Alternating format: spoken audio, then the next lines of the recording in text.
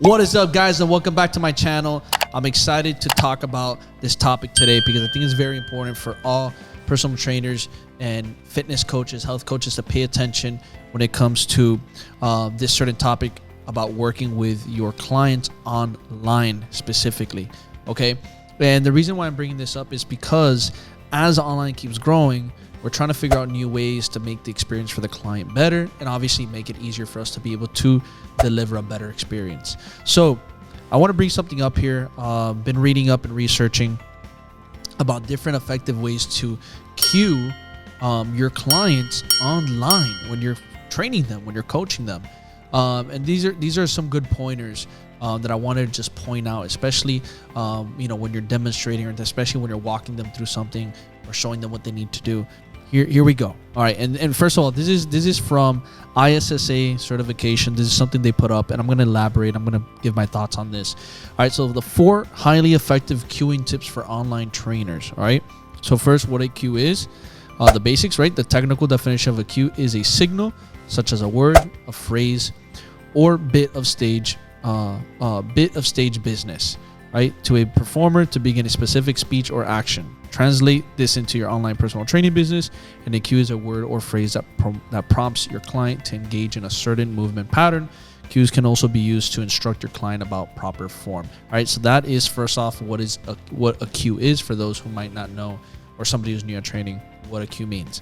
All right, we're gonna go now into these different types of cues that are listed out here, and they put here basically to incorporate cues for all of the learning styles, right? And there are 3 basic learning styles of these cues, right? Of the learning these cues. So basically, the first one is auditory, right? So people who learn by hearing, such as verbal instruction. So if you're telling somebody, hey, this is how you're going to perform this, or you should be feeling this. This is what it should feel like. That's a verbal a cue. That's an auditory cue, right? Then you have your kinesthetic, right? So this is clients in this category learn by doing or actively engaging in the movement. So they're actually performing the movement, and you're actually showing them through movement, and basically having them go through it. That's basically how they're going to learn it, by just redoing the pattern over and over again. Then you got your visual. All right, your visual is people who learn best by seeing or by watching you perform the exercise. So actually watching you do it, and then they copy it and they attempt it. All right, so these are your 3 ways of learning styles to be able to incorporate the cues. All right, so next thing, and this is important, and I like, so far I like what they got going on here. I'm going to add all my stuff after, but I like what they got going on here so far. And the next thing is offer clear and simple verbal cues, which I agree. I think sometimes that if we over cue, or we use certain words that don't make sense to our clients, it's going to make it harder for them to achieve the result we're looking for. So for example, try to stay away from words that are describing anatomical terms, using anatomical terms, or describing the movement pattern with the language of what trainers and coaches use to describe something versus what the client's gonna know, right? So for example, if we're telling them, hey, we're gonna work in the transverse plane, they might not know what that is.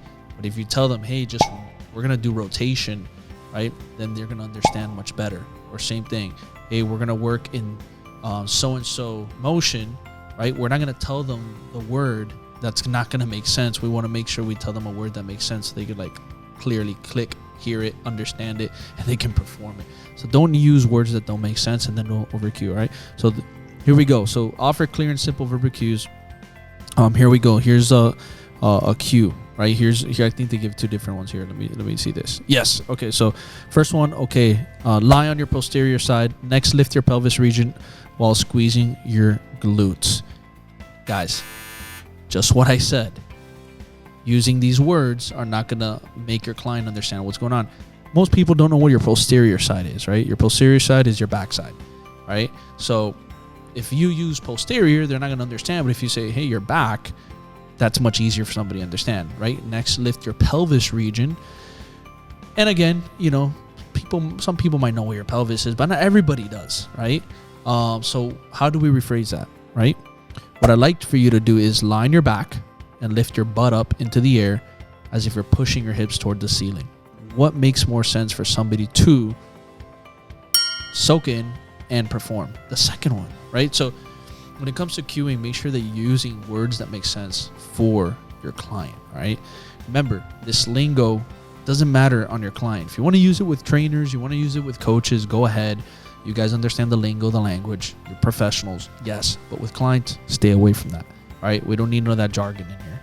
All right, the next thing, external cues versus internal cues, right? So talking about something clients respond better to external cues.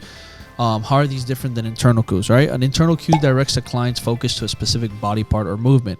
An external cue is directed more toward something in the environment. External cues are also place more emphasis on the outcome of the movement versus the movement itself.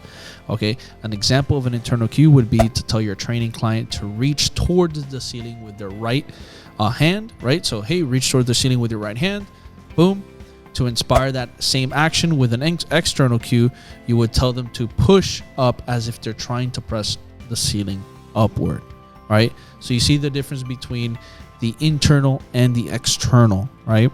So that plays its advantages and it plays its role in a certain way depending on the client, right? So using external cues encourages training clients to think about the outcome of the movement more so than the movement itself. It is also an effective way to get them to use more force, which that is true, especially if you're working off with a kettlebell, for example, or a dumbbell, right? And you're telling, hey, push up and press this bell towards the ceiling, upward, boom. Right, drive it as hard as you can towards the ceiling upward. Boom, that's easy. Right? Versus, let's say the other one, let's say it's over here, they said reach towards the ceiling with their right hand.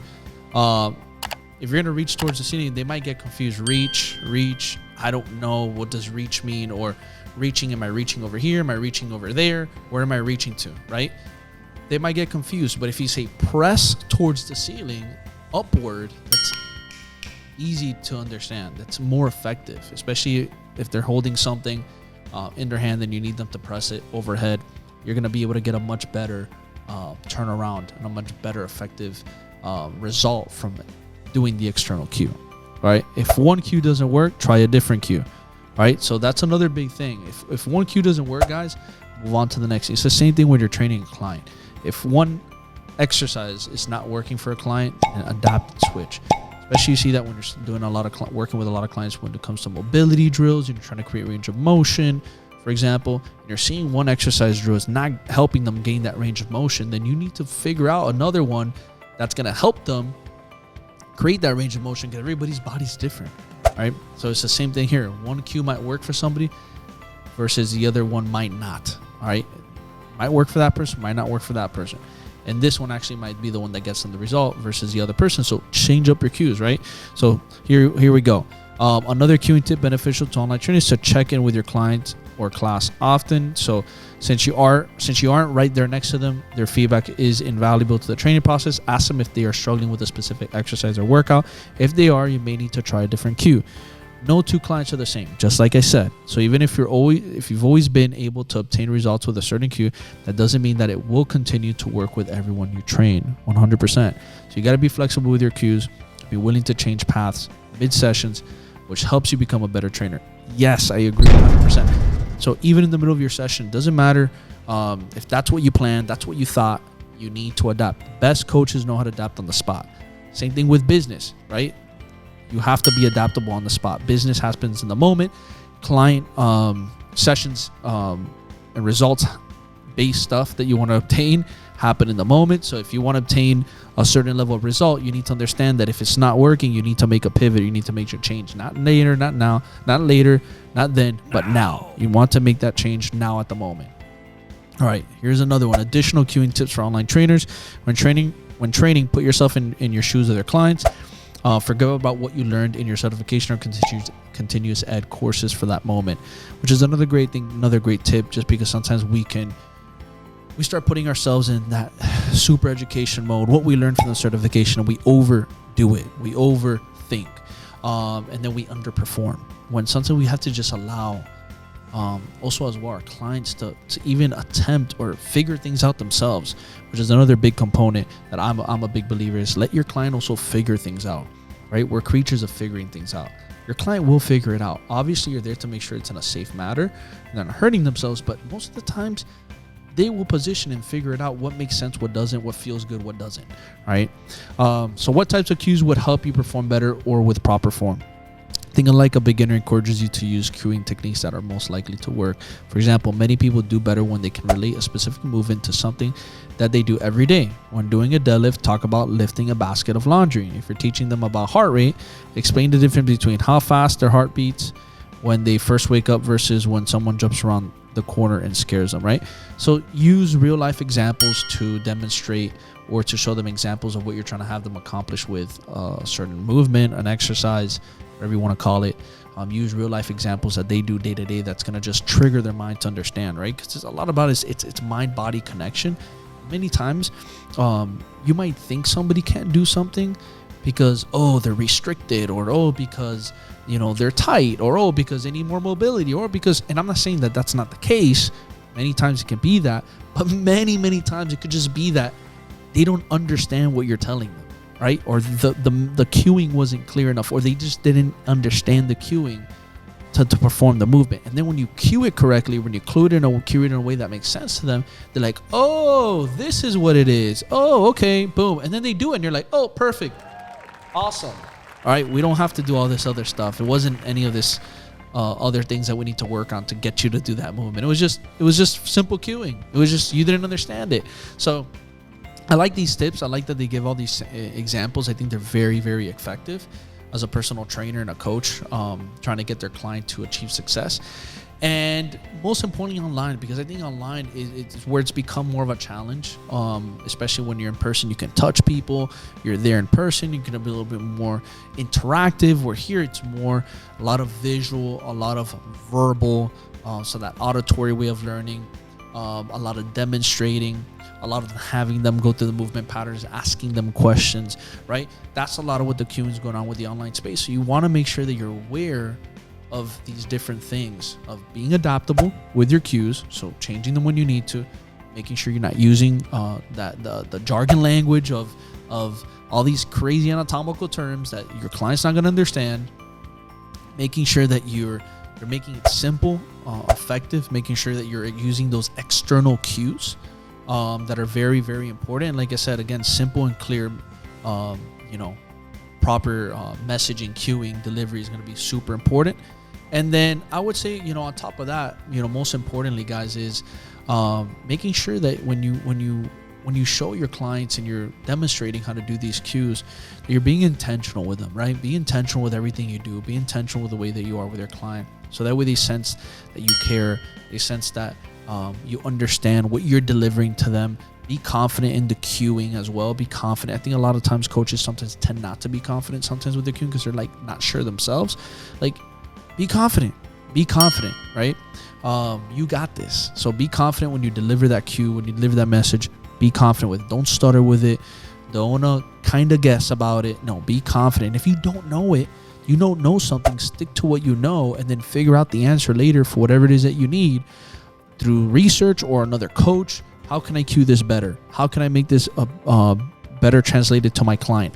Don't be scared to go around and find other ways to cue from other coaches and online and constantly learn, right? Because this is a game of adapting, especially as these things grow online in the fitness space. We're going to see more and more adaptations and more growth with the way that the client and the coaches interact online. So guys, if you got value out of this video, if you got if there's something that stuck out to you that you feel like you can use for your client online, I would appreciate it if you dropped a like, comment, subscribe, because the more love you can show us, the more love we can show back. And I'm excited to keep delivering you more. And if you have questions, please reach out. I'd be more than happy to serve. Until next time, let's go.